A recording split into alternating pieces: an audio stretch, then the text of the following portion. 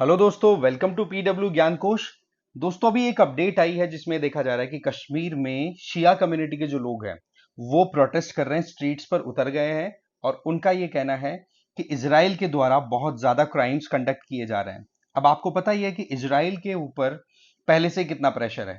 एक तो इजराइल पे अटैक हुआ 7 अक्टूबर 2023 को हमास ने, फिर इजराइल ने मुंह तोड़ जवाब दे दिया। अब रही सही में फिर इजराइल के ऊपर फिर पीछे से अटैक कर दिया हिजबुल्ला, जो कि लेबनान बेस्ड एक आप कह सकते हो कि टेररिस्ट ऑर्गेनाइजेशन है जिसको बहुत सारे कंट्रीज ने टेररिस्ट डिक्लेयर किया हुआ है। अब ऐसे में क्या होता है कि हिजबुल्ला की तरफ से अटैक कर दिया जाता है तो इजराइल अब हिजबुल्ला को लपेटने में लगा हुआ है। तो ऐसे में हिजबुल्ला के लीडर नसरुल्लाह की भी डेथ हो गई। अब यहां पर कश्मीर से आवाजें ऐसी निकल रही हैं और सबसे बड़ी बात यह आ रही है कि वो आवाजें मतलब लड़कियां बोल रही है वहां की। एक लड़की का इंटरव्यू आता है जिसमें ये बताया जाता है उसके द्वारा कि देखो, हमारी तरफ से पूरा सपोर्ट है हिजबुल्लाह को। और दूसरा सबसे इंपॉर्टेंट चीज कि कश्मीर से या फिर हर जो भी हिजबुल्लाह सपोर्टर घर है, फैमिली है, बोला हर से एक हिजबुल्लाह निकल के जाएगा। तो ये चीजें शो करती हैं कि कहीं ना कहीं एक जो लिंक है इस्लाम के नाम पर वो बहुत ज्यादा जबरदस्त फैला हुआ है। और एक बड़ी इंटरेस्टिंग चीज क्या आ रही है कि हिजबुल्लाह का ये जो लीडर था नसरुल्लाह, ये बेसिकली 32 साल से लीड कर रहा था इस पर्टिकुलर ग्रुप को, है ना। तो कुल मिलाकर के देखा जाए तो हमारे देश में तो देखो जबरदस्त प्रोटेस्ट चल रहा है, पर्टिकुलरली कश्मीर में। वहीं पर अगर हम इलेक्शंस की बात करें, कश्मीर में आपको पता है 8 अक्टूबर को रिजल्ट्स आने वाले हैं इलेक्शंस के। तो उसमें उमर अब्दुल्ला के द्वारा यह कहा गया कि प्राइम मिनिस्टर नरेंद्र मोदी या फिर कहें कि overall government of India Israel पर प्रेशर क्रिएट करे कि भाई आप इस वॉर क्राइम को रोकें। बट वहीं पर हम नजर डालते हैं ना, तो इसराइल बिल्कुल अपने तरीके से क्लियर है कि जब तक हम नेस्त नाबूद नहीं कर देते हैं ये जो भी आउटफिट्स ऑपरेट कर रहे हैं डिफरेंट रीजन से, एंटी इसराइल एंटी ज्यूज, बोलो उनको हम छोड़ेंगे नहीं। क्योंकि हमारे सर्वाइवल के लिए हमें फाइट करना बहुत ज्यादा जरूरी है। और इसमें हमें देखो थोड़ी बहुत ज्योग्राफी भी समझने की जरूरत है इसराइल की। तो ये तो देखो सारा सिनेरियो है हमारे देश का। वहीं पर अगर हम आगे बढ़े तो आगे देखने को मिलता है कि उमर अब्दुल्ला जी के द्वारा ये जो डिमांड की गई है कि इंडिया प्रेशराइज करे। अब इस चीज को हमें थोड़ा समझना पड़ेगा कि इंडिया का प्रेशर वाकई में इतना ज्यादा इफेक्टिव साबित हो सकेगा। तो देखो, बेंजामिन नेतन्याहू अभी यूएनजीए में अपना स्पीच देते हैं। नो डाउट इनके स्पीच का बहुत सारे कंट्रीज के रिप्रेजेंटेटिव्स ने बॉयकॉट किया, उठ के चले गए थे। बट जो भी वहां पर प्रेजेंट थे उनके सामने इन्होंने ये दो तो मैप्स प्रेजेंट किए। पहले मैप में तो ये ब्लैक कलर दिखाया जिसमें ईरान, इराक, सीरिया, लेबनान ये दिखाया और बोल दिया कि ये है कर्श, मतलब बहुत बड़ा अभिशाप है ये दुनिया के लिए। दूसरा अगर देखें तो इधर दूसरी तरफ दिखाया इन्होंने ब्लेसिंग्स। ब्लेसिंग्स का मतलब कि हाँ भाई ये कंट्रीज ऐसे हैं जो वाकई में ह्यूमैनिटी की प्रोग्रेस चाहते हैं, जिनमें इजिप्ट को हाईलाइट किया है, सूडान का, सऊदी अरब का। ठीक है, इसके अलावा आप जॉर्डन भी देख सकते हैं, यूएई भी देख सकते हैं और इधर इंडिया का भी थोड़ा सा पोर्शन आपको हल्का सा दिख जाएगा जिसको ग्रीन कलर में दिखाया है। तो ओवरऑल आप क्या नोटिस कर पा रहे हैं कि यहां पर बेंजामिन नेतन्याहू ने एक तो दुनिया के अंदर अपना ओपिनियन क्लियर कर दिया कि हमारे हिसाब से कौन कहां पर स्टैंड करता है। दूसरी सबसे बड़ी बात यहां पर क्या आ रही है कि बेंजामिन नेतन्याहू ने जब अपना स्पीच स्टार्ट किया तो इनके द्वारा यह कहा गया कि देखो हमने हमास के लीडर को भी खत्म किया, मतलब कहने का मतलब ये था। ठीक है, फिर उसके बाद में हमारा टारगेट अब हिजबुल्लाह पर है, हिजबुल्लाह के लीडर को भी हम छोड़ेंगे नहीं। और वहीं पर इन सब के पीछे इन सब का आका जो है वो है खमेनी। ठीक है, जो कि ईरान का रिलीजियस लीडर। तो बोला इसको भी हम नहीं छोड़ेंगे अगर ईरान किसी भी तरीके से इसराइल को प्रेशराइज या परेशान करता रहा। क्योंकि अगर हम इस पूरे लिंक की बात करें तो यहां पर हिजबुल्लाह को या हमास को, दोनों को सपोर्ट ईरान का था और ईरान के ट्रिगर के आधार पर ही इसराइल के साथ में ये इश्यूज क्रिएट हुए। तो अब यहां पर एक चीज हमें समझनी होगी कि ईरान में ईरान की जनता है ना, वो तो खुद इस रिलीजियस लीडर खमेनी के खिलाफ है। आपने देखे होंगे ईरान में कि किस तरीके से महिलाओं ने प्रोटेस्ट किए थे जब उनके ऊपर हिजाब का और ये प्रेशर क्रिएट करने की कोशिश की गई। तब आप क्या देखते हो कि महिलाएं ओपन में आती हैं, अपना हिजाब उतारती हैं और हिजाब का पूरा एक बड़ा सा लबादा बना करके उसको आग लगा के जला देती है। बोला हमें बिल्कुल भी फर्क नहीं पड़ता। और इस तरीके से अपने बालों को भी काटती है प्रोटेस्ट के फॉर्म में कि हमें बिल्कुल भी ये चीजें एक्सेप्टेबल नहीं है।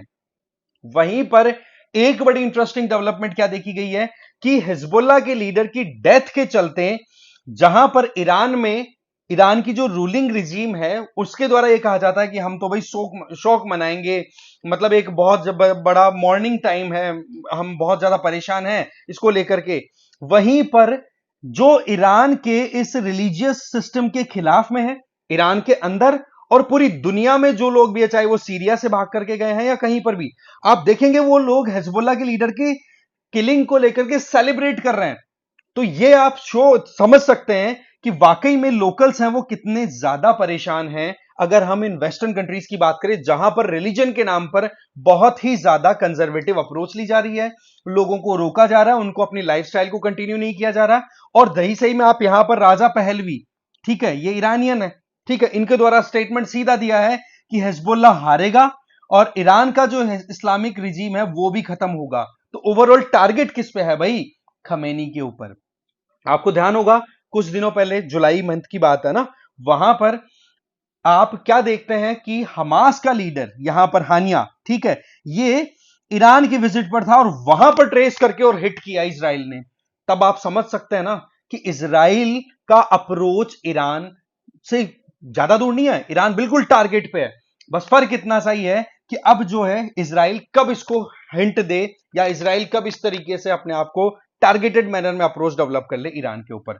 एक चीज हमें ध्यान देनी होगी कि अभी ये जो बॉम्ब मारा था ना, ठीक है, नसरुल्लाह जहां जिस बिल्डिंग के अंदर छुपा हुआ था, वहां पर ये खड्डा हुआ है, 80 टन बारूद डाल दिया। अब आप सोच सकते हैं कि इसराइल के पास में क्या कैपेबिलिटी है। एक सबसे बड़ी प्रॉब्लम जहां आती है ना, कि जो बातें बोली जा रही हैं कि भाई पैलेस्टीन में, लेबनान में इनोसेंट्स को मारा जा रहा है, यहां पर हमें एक चीज समझनी होगी कि ये जो हमास और हिजबुल्लाह जैसे जो ग्रुप है ना, इनके लीडर्स एक्चुअल में ऑपरेट करते हैं सिविलियन एरिया से। बड़े बड़े कंपार्टमेंट वाली बिल्डिंग्स होती है और उनमें से 2-4 फ्लैट्स खुद ले लेते हैं, वहां पर बॉम्ब बनाते हैं, वहीं पर अपना खुद का रहते हैं, बेसमेंट में जाकर के अपने बंकर्स बना रखे हैं जहां पर जाकर के सेफली रहना चाहते हैं। अब ऐसे में बेंजामिन नेतन्याहू ने ये जब अटैक हुआ था ना नसरुल्लाह पे, तो उसके पहले एक मैसेज दिया था लेबनान के लोगों को कि हमारी लड़ाई आप लोगों से नहीं है, तो ऐसे में आप लोग बिल्कुल भी बचना चाहते हैं तो सिविलियन एरियाज को खाली कर दो, जहां जहां पर भी हिजबुल्लाह के स्टेशन हैं। हम बिल्कुल भी हिजबुल्लाह को बख्शने वाले नहीं हैं। तब आप देखते हैं कि यहां पर ये बिल्डिंग में रहना, ठीक है, हानिया पर भी इसी तरीके से अटैक हुआ था, सिमिलर मैनर में नसरुल्लाह पे भी अटैक हुआ है। तो ये सिनेरियो क्या शो करता है कि ये लोग ह्यूमन शील्ड की तरह यूज करते हैं अपने ही लोगों को।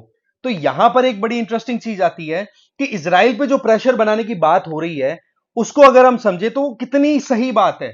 यहां पर देखने वाली बात क्या है कि हमास ने भी पहले अटैक किया था और हिजबुल्लाह ने भी पहले अटैक किया है। अब बस हिसाब किताब कंप्लीट करने में इसराइल बिल्कुल भी पीछे नहीं है। तो ये सारा सिनेरियो है।